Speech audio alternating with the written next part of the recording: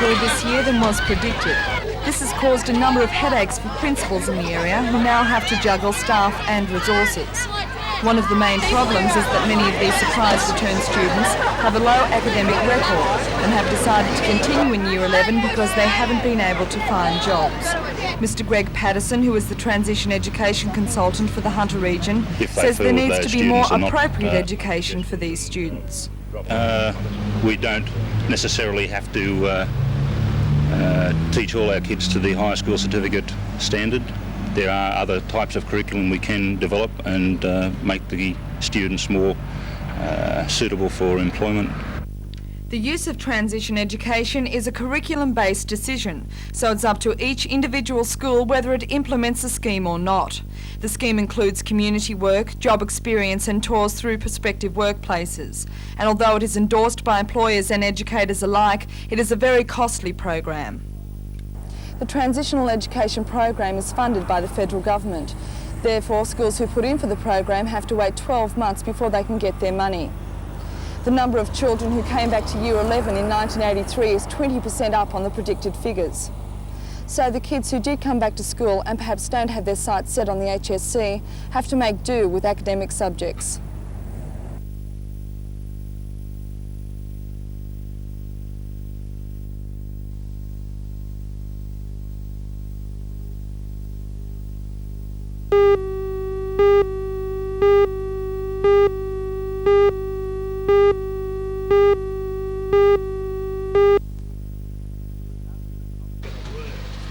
For a car to be written off so dramatically, you might think it was involved in a high-speed expressway accident. But this crash happened in the middle of Lambton's shopping centre.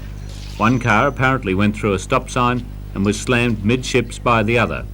Both women driving the cars were injured, but not seriously, although one driver was trapped for a short time. Their two passengers escaped with minor injuries. The accident was one of several which happened on wet roads this morning.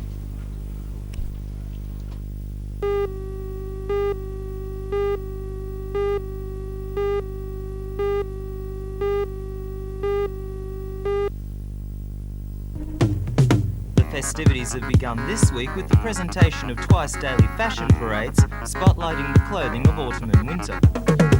Titled Seasons of Changes, the parade featured men's as well as women's clothing, all from stores within Charlestown Square. The look for the coming season puts the emphasis on elegance and conservatism. The gear covered the complete spectrum of prices, from bargain basement to the traditional and more exclusive. The show was compared by the Square's marketing manager, Mr. Malcolm Barnes. As a special treat for shoppers, the zany Jeannie Little will be hosting extra parades on Thursday night and Saturday morning, and will be making special in-store appearances on Friday.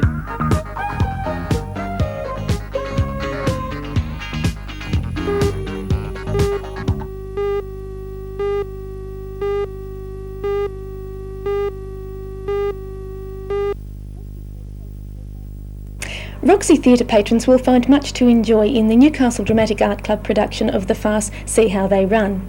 Playwright Peter King uses 5 clergymen, 2 of them imposters, a fun-loving vicar's wife, a tipsy spinster and a pushy maid to create a great deal of mayhem and some very funny moments. As with many farces, See How They Run takes a long time to get the fun going, and when the laughs do come, too often a dull patch follows.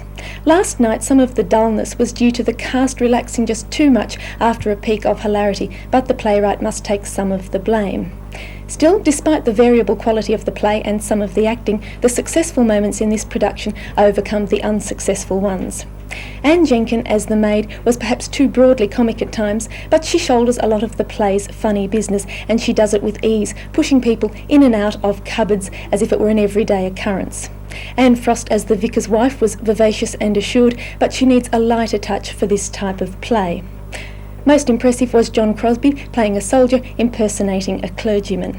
His first entrance gave the play an immediate lift of energy. He has a fine sense of comic timing and that indefinable extra stage presence.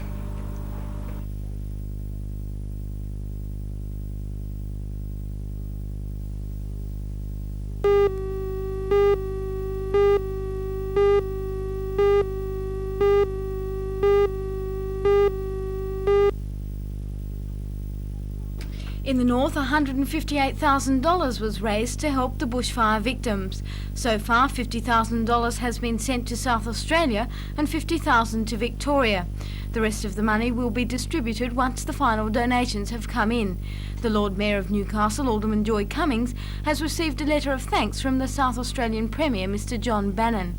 Mr Bannon said in the letter that the Hunters' donation will assist the South Australian Government greatly in its efforts to ease the suffering of the bushfire victims. The main purpose of the letter, however, was to thank all the people in the region who contributed to the appeal.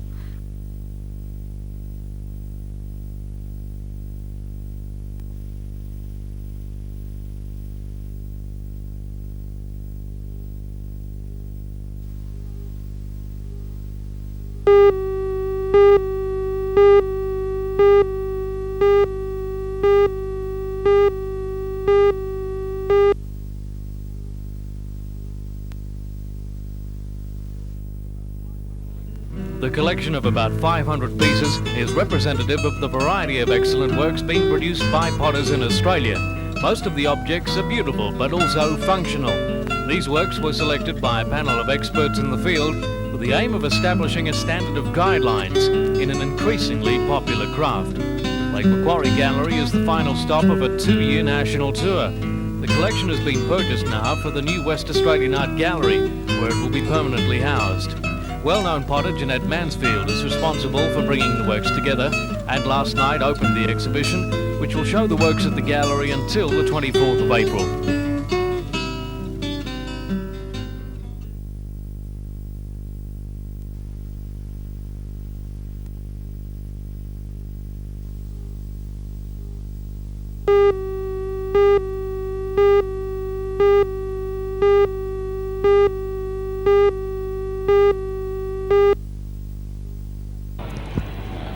Mr Chapman spent most of yesterday in talks with the Joint Coal Board in Sydney. Forecasts that the Talks mining were over industry the would whole face a state of tough year production have in been New South frequent Wales and have come mines, from both with unions and particular mining attention companies. paid to the retrenchment of 184 men in Hunter Valley mines announced this week.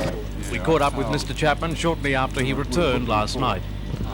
Bill, will this latest round of retrenchments in the underground mines change the union's attitude to open cut mining? No, I don't think it will make any difference to the attitude towards Drayton. While at the moment open cuts are not being affected by retrenchments, we believe that in the future some open cuts will be affected by retrenchments. The situation is that the capacity we've got to produce is far in excess of the orders that we're getting in from overseas. And that's the reason that we're now faced with over 19 million tonnes of coal at grass. Is there a chance that there will be some sort of industrial disputes or protests over these retrenchments now by the miners? Well, I believe that Delta Colliery was idle a day in protest about the way the notices were issued. And I would imagine that as the notices are extended to other mines, that there will be a call for aggregate meetings, and that will probably be held one day next week. And what do you think that aggregate meeting will decide? Well, by that time we will certainly have information from the federal government, from the discussions that we've had with them. We'll certainly have information from the state government, and hopefully someone finally will come up with a solution that will be able to at least minimise the amount of people who are going to be affected by this dramatic downturn.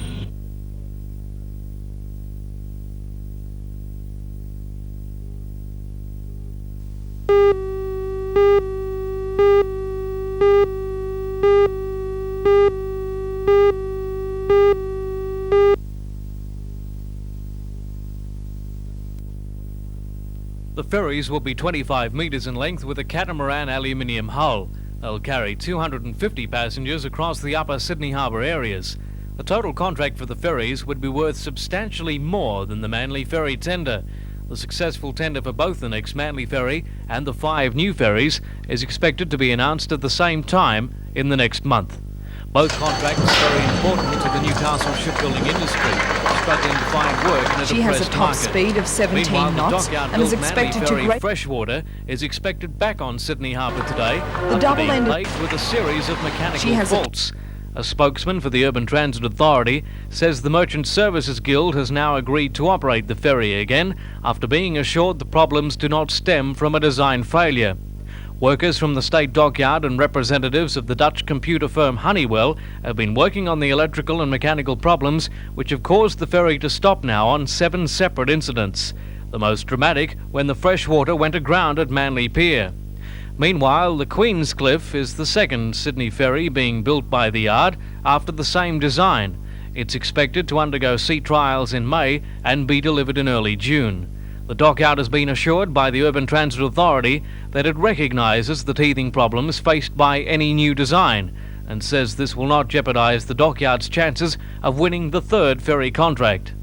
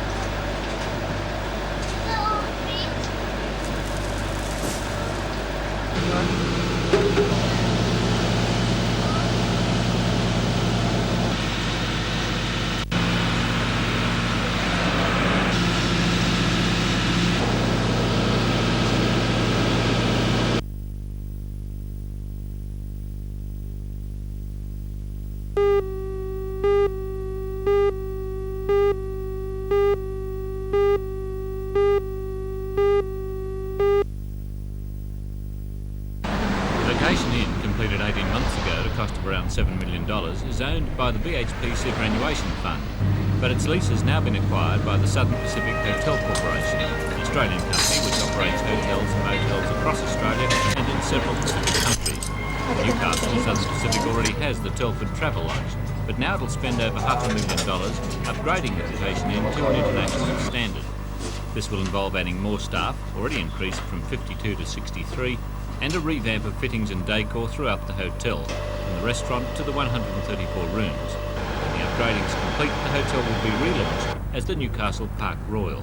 For the area, the takeover is a lot more significant than just a change of decor and a new name. When a group like Southern Pacific its operations here in this way, it's really a vote of confidence in the whole future of Newcastle.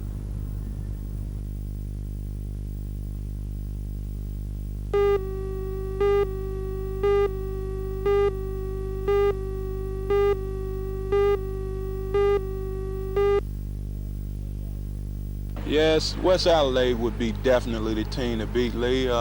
They have the most valuable player, Errol Green, on their team. They won the championship last year, and they've tasted defeat 2 times this year already, so they'll be pretty fired up to play. I just hope that we can get a top crowd as far as packing the stadium out, and we'll try and perform well. Donnie Ray Cruz, in some doubt, they tell us, and you really need everyone you've got tomorrow night. Oh, Donnie Ray's has a bit of a growing pull, and I think he'll be around tomorrow. The Falcons, I know you must be pleased with their form this year, and last week, you'd be pleased now with your own form. I know you've been a bit concerned. Yeah, well, I'm trying to get there, Lee. I think as time goes along, I'll get better and better as the year goes along, and hopefully we can get into the Final Four for the first time.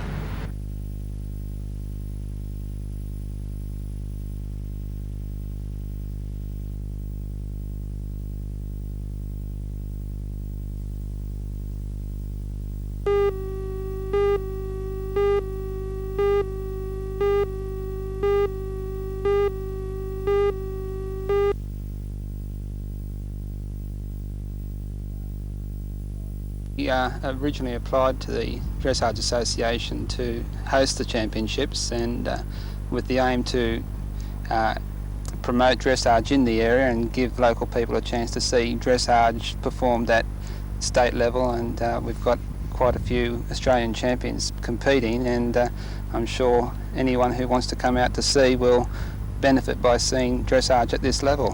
What was your entry list like? As good as they would get, say, in Sydney? Yes, the normal championships entries compared to last year were about the same. I believe they're coming from as far away as Tasmania, so yes, it's pretty popular. 2 horses from Tasmania, as well as 13 coming down from Queensland, some way up in the north of Queensland, and the rest, about 95 other horses from all over New South Wales.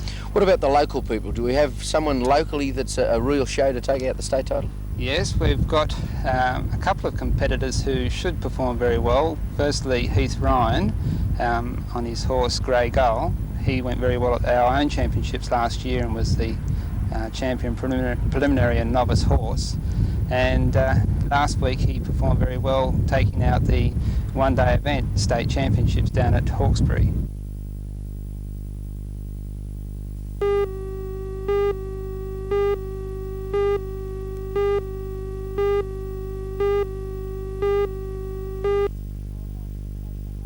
Well, when I was in the state team last year, I went to training in Sydney probably twice, 3 times a week. You're interested in doing that again? Yep. And the Australian team one day, if you can get that. Hopefully, yeah. Lucy Wilcox, I believe, is the captain coach captain again. coach. She was that last year. She was also a member of the New South Wales Open team last year. Right. And we've got just 3 new players, and the rest are regulars. Okay. Last year. So that it all starts tomorrow, and you're going to try and take out the state title this year. We'll be trying.